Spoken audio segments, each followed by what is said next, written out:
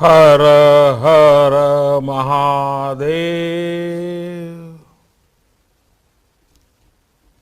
नमस्कार। कार्यक्रम में उपस्थित उत्तर प्रदेश के यशस्वी मुख्यमंत्री, जन जन के उपयोगी योगी आदित्यनाथ जी, कैबिनेट में मेरे सहयोगी श्री हरदीप सिंह पुरी जी, यूपी सरकार में मंत्री Shri Ashutosh Tandon ji, Neelkanth Tiwari ji, all India mayor council के चेयरमैन श्री नवीन जैन जी,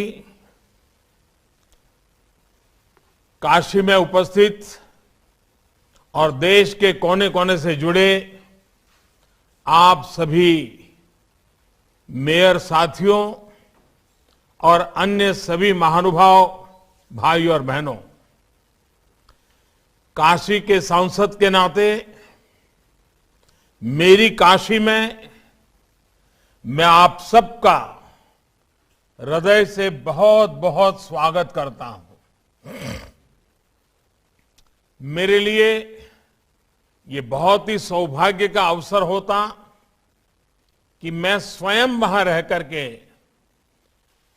मेरी काशी में मैं आपका स्वागत करता, आपका सम्मान करता, लेकिन समय की कुछ सीमाओं के कारण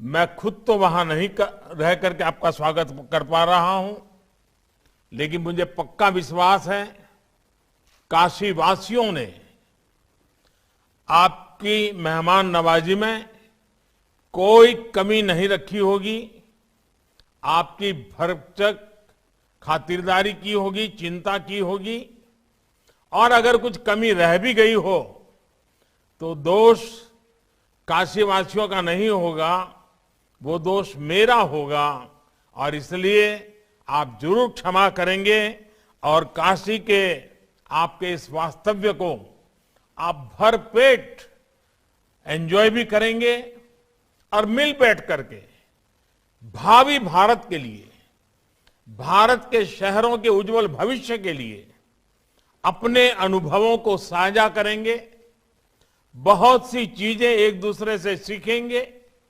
और अपने अपने शहर को अपने अपने तरीके से और आगे बढ़ाने के लिए, सुंदर से सुंदर शहर बनाने के लिए, वाइब्रेंट शहर बनाने के लिए, एक जागृत शहर बनाने के लिए आप कोई कसर नहीं छोड़ेंगे, ऐसा मेरा पूरा विश्वास है। आप सभी मेयर साहिबान जरूर अपने कार्यकाल में अपने शहर को कुछ न कुछ देना चाहते ही होंगे। आप जरूर चाहते होंगे कि आप अपने शहर में कुछ ऐसा करके जाएं ताकि आने वाले समय में 5, 50, 20 साल के बाद जब भी कोई शहर में आए तो चर्चा करें कि जब फलाने सज्जन यहां मेयर थे या फलानी बहन यहां मेयर थी, तब ये शहर में ये काम हुआ था। एक याद बन जाएगी, एक दिशा बन जाएगी, और हर किसी के मन में ये सपना भी रहना चाहिए, ये संकल्प भी रहना चाहिए, और इस संकल्प की पूर्ति के लिए जी जान से जुट जाना भी चाहिए। और जनता ने जब हम पर विश्वास रखा हो, नगर का पूरा दायित्व हमें दिया हो, तो हमें भी इसको भली भांति पूरा करने का प्रयास करना चाहिए। और मुझे पक्का विश्वास है कि आप सब उस दिशा में जरूर कुछ न कुछ करते होंगे, जरूर उसका अच्छा परिणाम मिले, इसके लिए आपका प्रयास रहते होंगे। और मैं आज शहरी विकास मंत्रालय को, यूपी सरकार को और आप सभी को भी बहुत बधाई देता हूं कि आपने इस महत्वपूर्ण कार्यक्रम में के लिए बनारस को चुना है, मेरी काशी को चुना है। देश के विकास के लिए आपके संकल्पों से बाबा विश्वनाथ का आशीर्वाद जुड़ेगा तो आप सब कुछ न कुछ नया प्राप्त करके, नई प्रेरणा लेकर के, नया उमंग लेकर के अवश्य अपने अपने कार्यक्षेत्र में लौटेंगे। काशी में हो रहे इस कार्यक्रम को मैं कई संभावनाओं के साथ जोड़कर देख रहा हूं।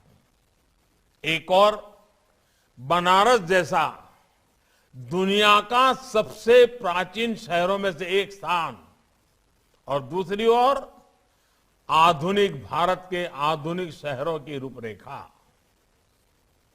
अभी हाल में जब मैं काशी में था तब मैंने कहा भी था कि काशी का विकास पूरे देश के लिए विकास का एक रोड मैप बन सकता है। हमारे देश में ज्यादातर शहर पारंपरिक शहर ही है, पारंपरिक तरीके से ही विकसित हुए हैं।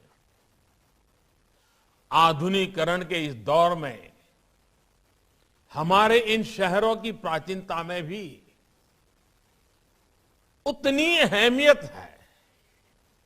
हम अपने प्राचीन शहरों में उनकी हर गली से, हर पत्थर से, हर पल से, इतिहास के हर तवारीख से बहुत कुछ सीख सकते हैं। उनके ऐतिहासिक अनुभवों को हम अपने जीवन की प्रेरणा बना सकते हैं। हमारी विरासत को सहेजने की, संवारने की नए नए तौर तरीकों हम विकसित कर सकते हैं। हम सीख सकते हैं लोकल कला कौशल को, उसको आगे बढ़ाने के तरीकों को, कैसे लोकल स्किल और प्रोडक्ट्स शहर की पहचान बन सकते हैं। इस अनुभव को साथियों, आप लोग जब बनारस घूमेंगे, और आप में से बहुत लोग आए हैं जो पहले कभी न कभी तो आए ही होंगे, तो पुरानी स्मृतियों के साथ नए बदलाव को आप जरूर तुलनात्मक रूप से देखेंगे, और साथ साथ आपके दिमाग में अपना शहर भी सवार हो जाएगा, और आप हर पल देखेंगे कि मैं जिस शहर से हूं वहां की गली और काशी की ये गली, मैं जिस शहर में हूं वहां की नदी और यहां की नदी, हर चीज आप एक पल पल पल तुलनात्मक अभ्यास करेंगे। और आपके साथ जो और मेयर होंगे उनके साथ भी आप चर्चा करेंगे, उन्होंने क्या किया है, कैसे किया है। हम सबको चर्चा करते करते करते नए विचार मिलेंगे, नई कल्पनाएं मिलेंगी, नए कार्यक्रमों की रचना तैयार होगी, और वो अपने शहर में जाकर के जब आपका नेतृत्व उस काम को करेगा तो आपके शहर के लोगों को, आपके राज्य के लोगों को एक नई खुशी मिलेगी, नया विश्वास मिलेगा। और हमें कोशिश करनी चाहिए हम इवोल्यूशन में विश्वास करें। रिवॉल्यूशन की आज भारत को जरूरत नहीं है, हमें कायाकल्प की जरूरत है। पुराना सब तोड़ना, फोड़ना, खत्म करना, ये हमारा रास्ता नहीं है। लेकिन पुराना जो कुछ भी है उसको संवारते हुए आधुनिकता की तरफ हम कैसे जाएं, आधुनिक युग की आवश्यकताओं की पूर्ति के लिए हम कैसे आगे बढ़ें, ये हम लोगों का प्रयास रहना चाहिए। अब हम देखिए, स्वच्छता का अभियान चल रहा है पूरे देश में। हर वर्ष स्वच्छ शहर की घोषणा होती है, लेकिन मैं देख रहा हूं धीरे धीरे कि कुछ ही शहरों ने अपनी जगह बना ली है। अच्छी बात है, लेकिन बाकी शहर निराश होकर के बैठ जाएं कि भाई ये तो उन्हीं को इनाम जाने वाला है, वही आगे बढ़ गए हैं, हम तो नहीं कर पाएंगे। ये मानसिकता नहीं होनी चाहिए। आप सभी मेयर संकल्प करें कि अगली बार स्वच्छता की स्पर्धा में आप किसी से पीछे नहीं होंगे, आपके शहर किसी से पीछे नहीं होगा। ये संकल्प कर सकते हैं, नहीं कर सकते?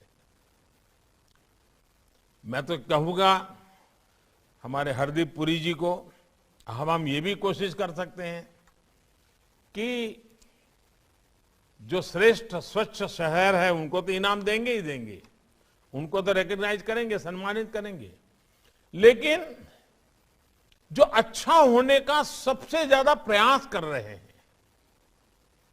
उनको भी हम रिकॉग्नाइज करें, और जो बिल्कुल आग बंद करके बैठ गए हैं, कुछ करना ही नहीं है, उनकी सूची भी निकाले और उन राज्यों में एडवर्टाइजमेंट करें कि देखिए इस राज्य के 3 शहर हैं वो इस स्वच्छता में कुछ नहीं कर रहे हैं। तो जनता का दबाव इतना बढ़ेगा कि हर किसी को काम करने का मन कर जाएगा। और मेरी मेयरों से आग्रह है कि आप सिर्फ स्वच्छता को साल भर के कार्यक्रम के रूप में न लें। क्या आप हर महीना हर बोर्ड के बीच स्वच्छता की स्पर्धा ऑर्गेनाइज कर सकते हैं क्या? जूरी बना करके इस महीने में कौन सा बोर्ड सबसे ज्यादा स्वच्छता का इनाम ले रहा है, अगर शहर के बोर्डों में कंपटीशन होगी, बोर्ड के काउंसिलर्स के बीच में स्पर्धा होगी, तो उसका क्यूमुलेटिव इफेक्ट, टोटल जो इफेक्ट है वो पूरे शहर का रूप बदलने में काम आएगा। और इसलिए मैं तो चाहूंगा, दूसरा, जैसे स्वच्छता का एक महत्व है, सौंदर्यकरण भी, ब्यूटिफिकेशन, ये भी मैं तो चाहता हूं। दुनिया में ब्यूटी कंपटीशन होती है, जो होती है वो होती है, मुझे उसमें कुछ कहना नहीं है, लेकिन क्या हम हमारे नगर में बोर्ड ब्यूटी कंपटीशन कर सकते हैं क्या? कौन सा बोर्ड सबसे ज्यादा ब्यूटीफुल है? सफाई का पैरामीटर हो सकता है, सौंदर्य की दृष्टि से किए गए इनिशिएटिव का पैरामीटर हो सकता है। हर नगर अपना विकसित करे, जूरी बनाए, दीवारों को कैसे रंगा गया है, दुकानें हैं तो बोर्ड कैसे लगे हुए हैं, गलियों के साइन बोर्ड है तो कैसे लिखे गए हैं, एड्रेस कैसे लिखा जाता है, ऐसे अनेक बातें हैं। उन सारी बातों को अगर आप लगातार शहर में ये जोड़ते, अब जैसे अभी एक स्पर्धा ऑर्गेनाइज हुई है, आजादी का अमृत महोत्सव। अब आजादी का अमृत महोत्सव, उसमें 3 चीजें कही है जो आप सामान्य मानवी से करवा सके। एक, कि आजादी के अमृत महोत्सव के निमित्त रंगोली स्पर्धा, लेकिन रंगोली भी सौंदर्य के साथ जुड़ी हुई रंगोली नहीं, आजादी की आंदोलन की किसी न किसी घटना से जुड़ी हुई रंगोली। अगर ये पूरे शहर में आप स्पर्धा करें, आने वाले 26 जनवरी तक इसको बड़ा माहौल बनाए, देखिए बदल हो सकता है कि नहीं हो सकता है। उसी प्रकार से आपके शहर में आजादी के आंदोलन में जो हुआ हो, उसके लिए कुछ गीत लिखे जाएं। आपके शहर में आजादी के आंदोलन में घटी घटना के संबंध में कुछ गीत लिखे जाएं, उन गीतों की स्पर्धा हो। आपके राज्य के अंदर जो घटनाएं घटी है उसके गीतों की स्पर्धा हो। देश की महान घटनाओं को जोड़ करके उनकी स्पर्धा हो। आप देखिए बदलाव होगा कि नहीं होगा। उसी प्रकार से हमारी माताओं बहनों को जोड़ने का एक बड़ा कार्यक्रम हो सकता है। हमारी यहां पुरानी परंपरा थी लोरी गाने की। बच्चे जो नवजात शिशु होते थे तो लोरी गाते थे हर घर में, माताएं बहनें। अब क्या हम आधुनिक लोरी बना सकते हैं?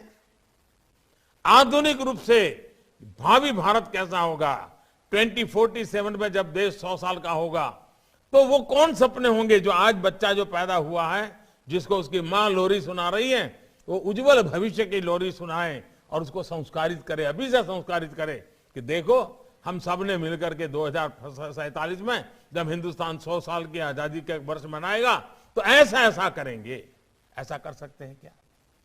अब देखिए हमारे यहां कल आपने देखा, शायद आपको मौका मिला होगा या तो आज जाने वाले होंगे, गंगा घाट देखे होंगे। दुनिया भर के टूरिस्ट आते हैं। काशी की इकोनॉमी को चलाने में माता गंगा का बहुत बड़ा रोल है। माता गंगा के तट पर जो कुछ भी हुआ है उससे काशी की इकोनॉमी को ताकत मिलती है। क्या हमारे करीब करीब अनेक शहर ऐसे हैं जो किसी न किसी नदी के तट पे हैं। या तो शहर में से नदी गुजरती है, लेकिन काल क्रम में वो नदी एक प्रकार से तबाह हो गई है, कभी कभी तो गंदी नाली बन गई है। या तो बारिश में पानी आता होगा तब वो नदी दिखती होगी, फिर नदी नजर नहीं आती होगी। हमें इस नदी के प्रति एक बहुत संवेदनशील अप्रोच अपनाना चाहिए।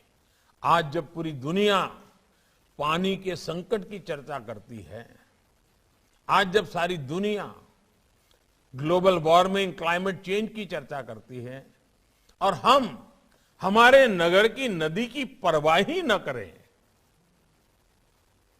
उस नदी को संभालना, उस नदी को संवारना, उस नदी के महात्म्य को समझना, समझाना, ये अगर न करें तो फिर हम कैसे गौरव कर सकते हैं?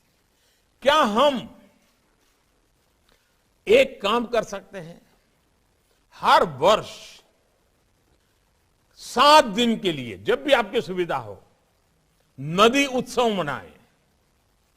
नदी उत्सव मना करके पूरे नगर को उसमें जोड़े। उसमें सफाई का काम हो सकता है, नदी का, नदी के इतिहास के संबंध में कुछ बातें हो सकती हैं, नदी के तट पर हुई घटनाओं को लेकर के बातें हो सकती हैं, नदी का गुणगान करने वाली बातें हो सकती हैं।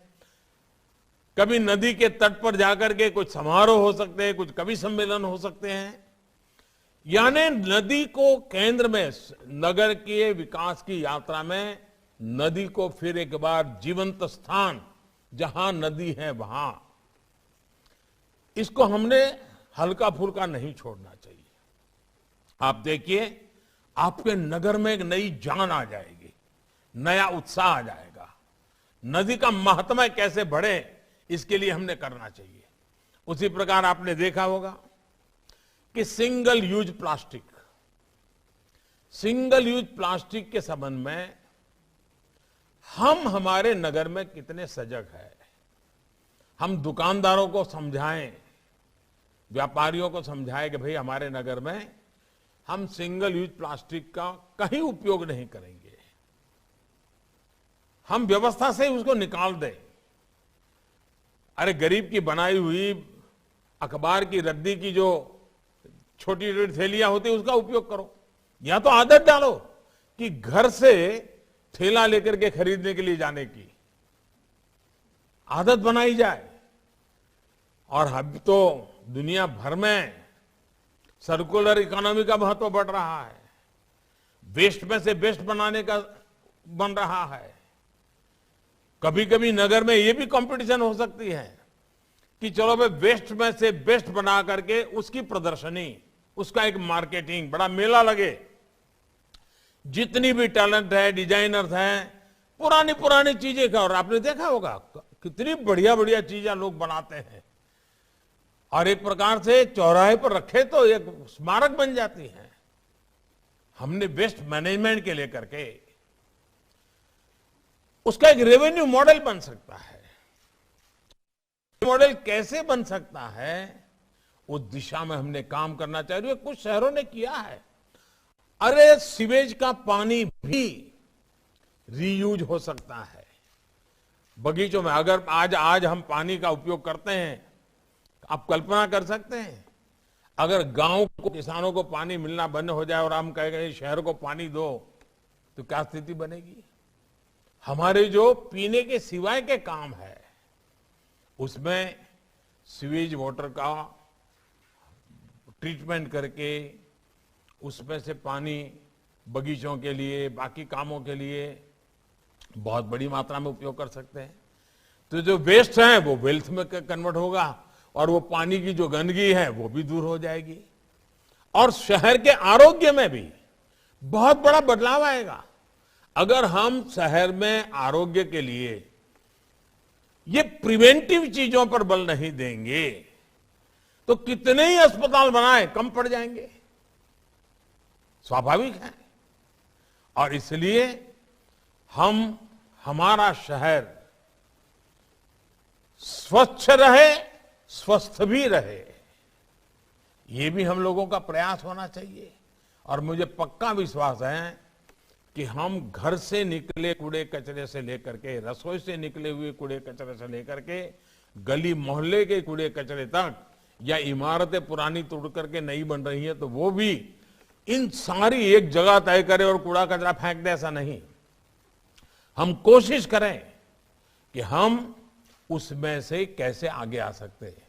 अब जैसे सूरत में सीवेज वाटर ट्रीटमेंट का एक आधुनिक मॉडल डेवलप किया गया है, वहां भी सीवेज वाटर को ट्रीटमेंट के बाद इंडस्ट्री को बेचा जा रहा है और लोकल बॉडी को कमाई हो रही है। ऐसा कई शहरों में होता होगा, तो मुझे जानकारी थी इसलिए मैंने उसका उल्लेख किया। ऐसे कई शहर है जो आज कर रहे हैं और उसके कारण शहर के रेवेन्यू को भी फायदा हो सकता है। और हमारी ये कोशिश होनी चाहिए कि शहर के रेवेन्यू में, इस दिशा में मैं मानता हूं कि शहर का जन्मदिवस సెరెనిటీ మోడల్ హై స్కూల్ విద్యార్థులకు అమ్మఒడి, సామాన్యులకు అందుబాటులో ఉన్న బడి సెరెనిటీ. మేడ్చల్ జిల్లాలో మేటిగా నిలిచి సాటిలేని ఫలితాలను సాధిస్తున్న నంబర్ 1 స్కూల్ సెరెనిటీ. మా ప్రత్యేకతలు ప్రతి విద్యార్థి పట్ల వ్యక్తిగత శ్రద్ధ, activity based learning and digital classrooms, computer lab, 100% ఫలితాలు, sports and cultural activities, yoga, abacus మరియు Vedic maths education. Please visit Serenity Model High School, Nagaram. Admissions are in progress. Call 04027146899 and 04027148699. हमें पता होना चाहिए हमारे शहर का जन्मदिवस कब है। नहीं है तो पुरानी चीजों को खोजना चाहिए, निकालना चाहिए, रिकॉर्ड पर अवेलेबल होगा। शहर का जन्मदिवस बड़े तामझाम के साथ मनाना चाहिए। अपने शहर के प्रति गौरव पैदा हो, उसके साथ अनेक स्पर्धाएं हो, और मेरा शहर कैसा हो, हर नागरिक के दिल में एक भाव पैदा हो कि मेरा शहर मुझे कुछ ऐसा बनाना है, मैं इसके लिए ऐसा ऐसा करने वाला हूं, मैं ये प्रयास करूंगा। ये जब तक हम नहीं करते हैं तो फिर क्या होता है, टैक्स बढ़ाया कि कम किया, फलाना किया कि ढिकना किया, इसी में चर्चा हो रही है। अभी योगी जी अपने भाषण में एलईडी बल्ब की चर्चा कर रहे थे। क्या आप तय कर सकते हैं कि मेरे नगर में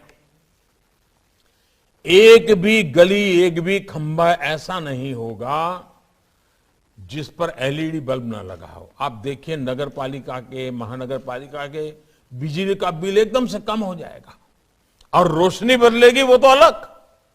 अब ये बड़ा अभियान के लिए करना चाहिए कि ये काम मुझे 2 महीने 3 महीने में पूरा करना है।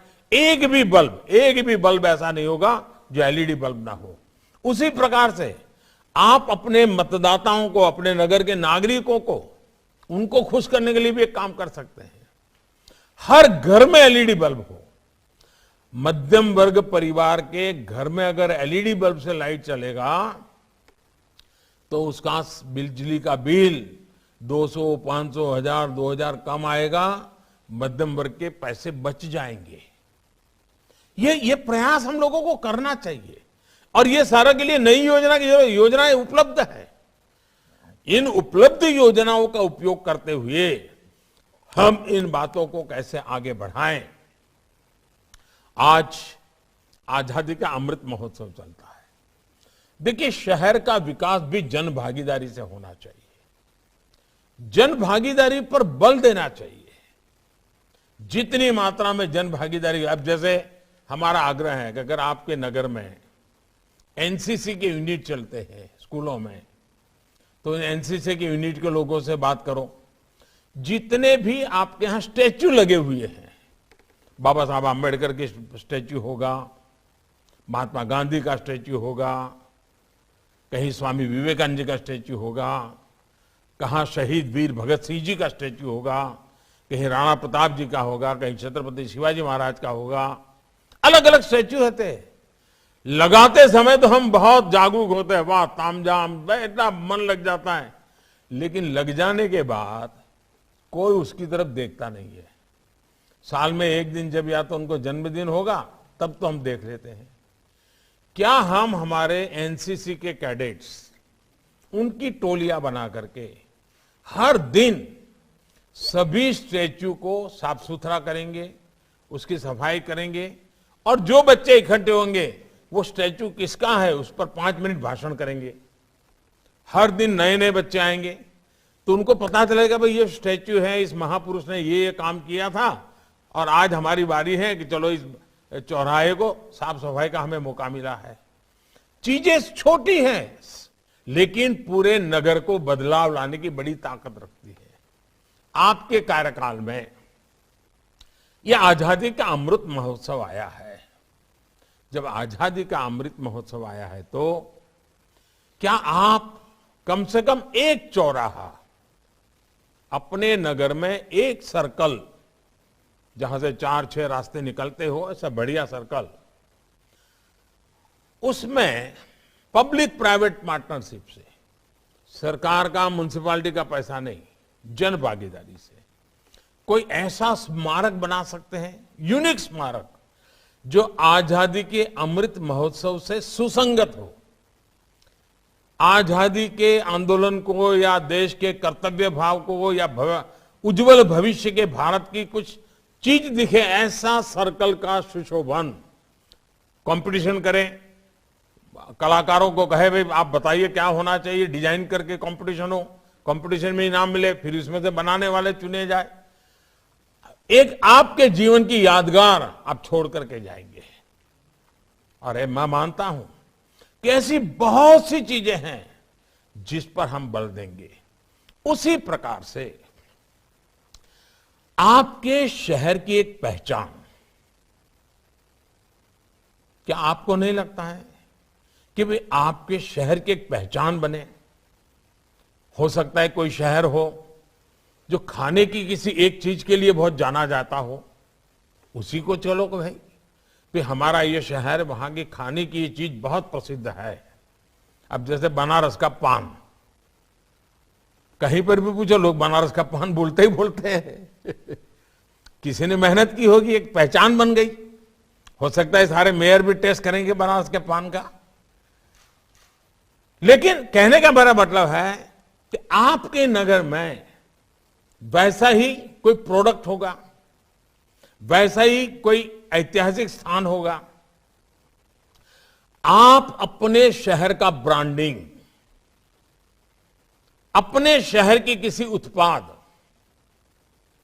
जैसे आप कभी देख लेना, आज उत्तर प्रदेश में आए हो, उत्तर प्रदेश में एक बहुत अच्छा कार्यक्रम चल रहा है, 1 डिस्ट्रिक्ट 1 प्रोडक्ट। और उन्होंने बड़ा मैपिंग करके किस जिले में कौन सी चीज ज्यादा मशहूर है, कौन सी चीजों का महत्व है, उन्होंने निकाल, उसके सोवेनियर भी है, अगर हो सके तो वहां के मुख्यमंत्री जी आपको देंगे। आप देखिए उतना इसका असर पैदा हुआ है कि जैसे कोई एक क्षेत्र होगा जहां खेलकूद के साधन बन रहे हैं तो उसकी पहचान वो हो गई। आप अपने शहर का वैसी क्या विशेषता है जो हिंदुस्तान में किसी को, भाई जैसे बनारसी साड़ी फेमस हो गई दुनिया में, हिंदुस्तान के किसी भी कोने में शादी होती तो हर को मन करता है कि एक तो बनारसी साड़ी खरीदेंगे। किसी ने इसका ब्रांडिंग कर दिया। क्या आपके शहर की ऐसी चीज है जो पूरे हिंदुस्तान के हर कोने के मालूम हो कि भाई हां, पटना की ये चीज बढ़िया है, हैदराबाद की ये चीज बढ़िया है, कोची की ये चीज बढ़िया है, तिरुवनंतपुरम की ये चीज बढ़िया है, चेन्नई की ये चीज बढ़िया है। आपके शहर के अंदर ऐसी कौन सी विशेषता है? पूरा शहर मिलकर के तय करे भाई हां, हमारी ये सबसे बड़ी ताकत है, उसको कैसे बढ़ाया जाए। आप देखिए एक इकोनॉमिक एक्टिविटी का एक बहुत बड़ा साधन बन जाएगा। यानी शहरों का डेवलपमेंट, उसमें एक नए स्तर पर हमको ले जाना है, उसकी दिशा में हमें प्रयास करना होगा। अब आप देखते हैं शहरों में बढ़ती हुई जनसंख्या, मोबिलिटी के कारण, ट्रैफिक जैम के कारण समस्याएं आ रही है। अब हम कितने ही फ्लाईओवर बना दें, अब आप सूरत में जाएंगे, हर 100 मीटर जाने के बाद कोई ना कोई फ्लाईओवर आ जाता है। शायद वो फ्लाईओवर की सिटी बन गई है। कितने फ्लाईओवर बनाएंगे, समस्या का समाधान नहीं होगा। हमने लोगों के आने जाने के लिए पब्लिक ट्रांसपोर्ट सिस्टम, अब मेट्रो पर बड़ा बल चल रहा है, हमारे देश में मेट्रो पर काफी काम भी हो रहा है, लेकिन इसके सिवा भी बहुत सी चीजें हैं। हम समाज जीवन में स्वभाव कैसे बनाएं, इसके लिए हम कैसे प्रयास करें। जब तक हम इन चीजों को हम ध्यान नहीं देंगे, इन चीजों का महत्व नहीं समझेंगे। अब देखिए, दिव्यांगजन, मेरे नगर में दिव्यांगजनों के लिए जो कुछ भी आवश्यकता है, कोई भी नई इमारत की रचना होगी, कोई भी नया रोड बनेगा, कोई भी क्रॉस सेक्शन आएगा, मैं सुगम्य भारत अभियान के तहत उसकी रचना के अंदर नियमों में वो डालूंगा, ताकि दिव्यांगजनों के लिए समाज में स्थान है। टॉयलेट बनेंगे तो एक तो दिव्यांगजनों की आवश्यकता के अनुसार बनेगा, रास्ते बनेंगे तो दिव्यांगजनों के लिए जो सुविधा है वो होगी, बस में चढ़ने उतरने का जो स्टेप्स होंगे तो दिव्यांगजनों की तकलीफ को ध्यान में रखा जाएगा। ये हमें अपने योजनाओं का के स्वभाव के हिस्सा बनाना पड़ेगा, तभी जाकर के होगा। और एक बात सही है कि हमारी इकोनॉमी का जो ड्राइविंग फोर्स है वो हमारा शहर है। हमें शहर को वाइब्रेंट इकोनॉमी का हब बनाना चाहिए। उसके लिए हमारा ध्यान होना चाहिए कि जहां पर नए उद्योग लग सकते हैं उसको जगह आइडेंटिफाई करें, लोगों को रहने की के लिए, मजदूरों को रहने के लिए व्यवस्था भी साथ साथ बनती चले, ताकि उनको बहुत लंबा जाना ना पड़े एक जगह से दूसरी जगह पे, वहीं पर उनको काम भी मिल जाए और वहीं पर उनको रहने की व्यवस्था मिल जाए, उनको सुविधा मिल जाए। हमारे डेवलपमेंट के मॉडल में हमें ये इंटीग्रेटेड अप्रोच, होलिस्टिक अप्रोच, ये हमें ये रखना ही होगा। और तब जाकर के इकोनॉमी एक्टिविटी के लिए हर कोई आएगा कि भाई यहां एक इकोसिस्टम है, यहां व्यवस्थाएं हैं, मैं जाकर के अपना उद्योग लगा सकता हूं, अपना कारखाना लगा सकता हूं और मैं रोजगार पैदा कर सकता हूं, मैं उत्पादन कर सकता हूं। हमारे विकास के मॉडल में एमएसएमई को कैसे बल मिले, ये हमें चिंता करनी होगी।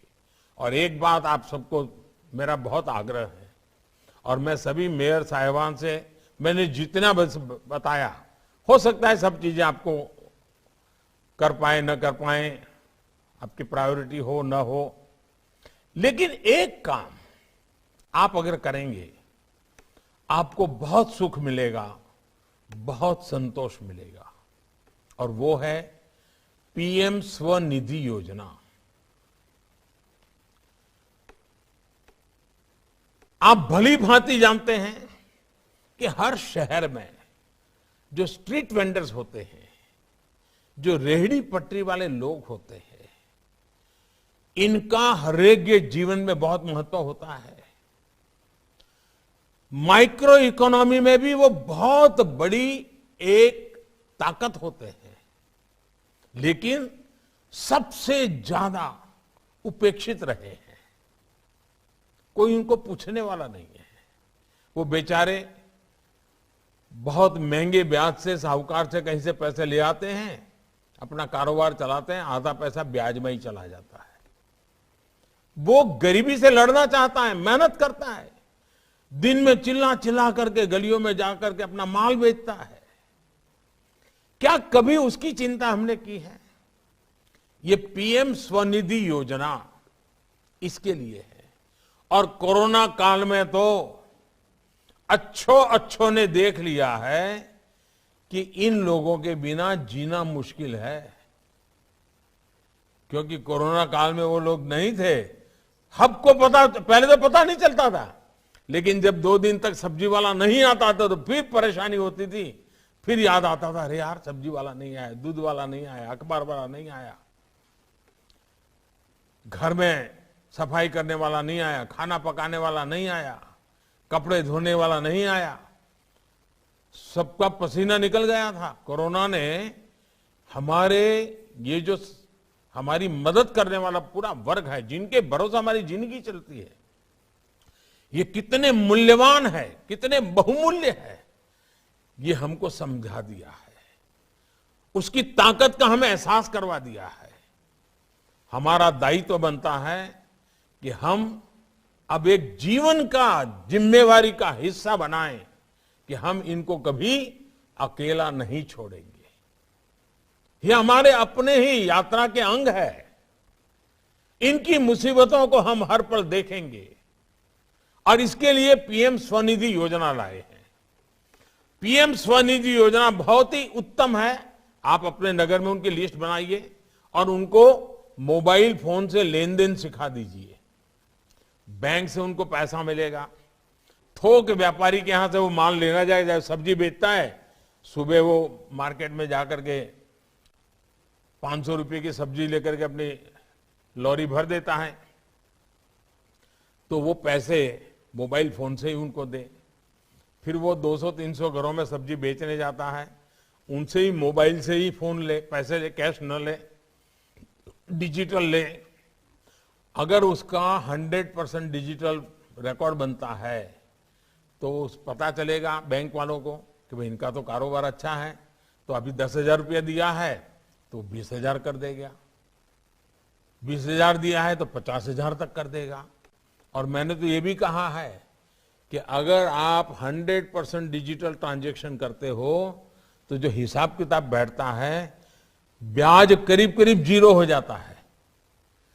ये हमारे रेहड़ी पटरी वालों को इतना बड़ा पैसों का कारोबार बिना ब्याज को मिल जाए, मैं पक्का मानता हूं वो बहुत ही अच्छा कर लेंगे। अपने बच्चों की पढ़ाई पर ध्यान देंगे, वो अच्छा क्वालिटी माल बेचना शुरू कर देंगे, ज्यादा बड़ा व्यापार करना शुरू कर देंगे और आपके नगर में लोगों की सेवा अच्छी होगी।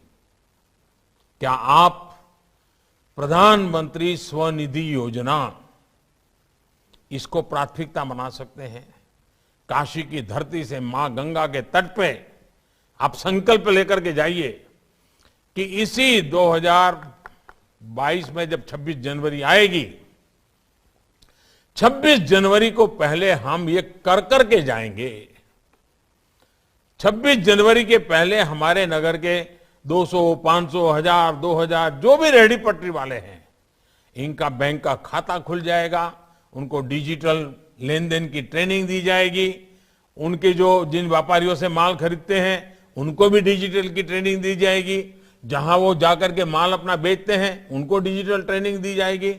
देखते ही देखते ये डिजिटल का कारोबार भी बढ़ जाएगा और मेरे रेहड़ी पटरी वालों को कम से कम ब्याज में, हो सके तो 0 ब्याज से अपना कारोबार बढ़ाने का एक बहुत ही बड़ा अवसर मिल जाएगा। बहुत सी बातें हैं साथियों। आप यहां आए हैं काशी में, काशी को बहुत बारीकी से देखेंगे भी और अनेक नए नए सुझाव आपके मन में होंगे। अगर आप सुझाव मुझे भेजेंगे तो मुझे मेरे काशी में काम करने में बहुत मदद करेगा।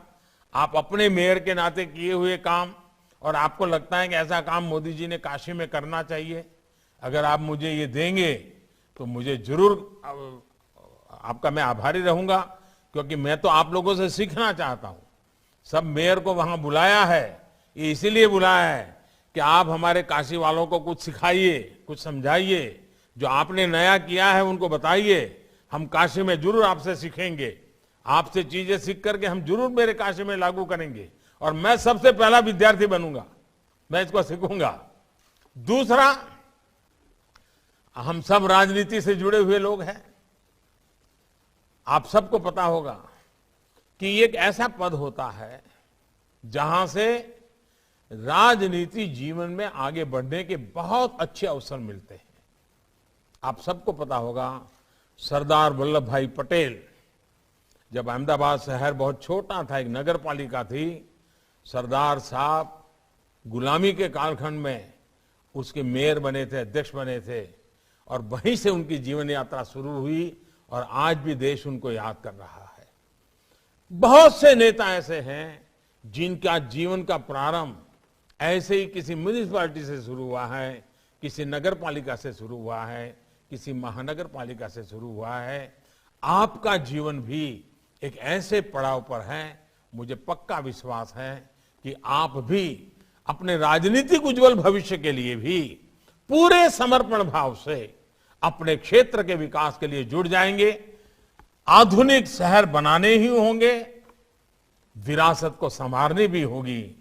विरासत भी चाहिए, विकास भी चाहिए। उस पूरे सपनों को लेकर के आप चलेंगे। मेरी तरफ से फिर से एक बार काशी में आपका बहुत बहुत स्वागत है और मुझे पक्का विश्वास है काशी में आप सबके खातिरदारी बहुत उत्तम होगी। काशी के लोग बहुत प्यार करते, बहुत प्यार करने वाले लोग हैं।